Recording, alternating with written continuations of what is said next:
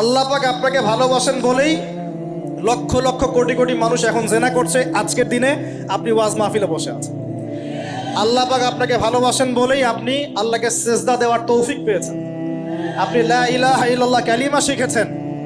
আপনি এই যে কোরআন পড়তে শিখেছেন, কোরআন পড়ছেন, হাদিস পড়ছেন, নবীর দ্বীনের প্রতি মহব্বত আছে। আল্লাহ আপনাকে ভালোবাসেন বলেই হচ্ছে। কখন বুঝবেন আল্লাহ আপনাকে ভালোবাসে? যখন আল্লাহ পাকের অনুমোদিত কাজগুলো আপনার ভালো লাগবে। নামাজ পড়তে ভালো লাগছে, রোজা রাখতে ভালো লাগছে, কোরআন তেলাওয়াত করতে ভালো লাগছে, আল্লাহর জিকির করতে ভালো লাগছে, আলেম ওলামার সাথে থাকতে ভালো লাগছে।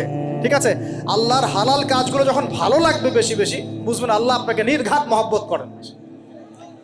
আর যখন আল্লাহ পাকের নিষেধগুলো, হারাম, মদ আমার ভালো লাগে না, জেনা ভালো লাগে না, আমার খারাপ জিনিস দেখতে ভালো লাগে না, খারাপ শুনতে ভালো লাগে না, বুঝবেন আল্লাহ আপনাকে ভালোবাসে।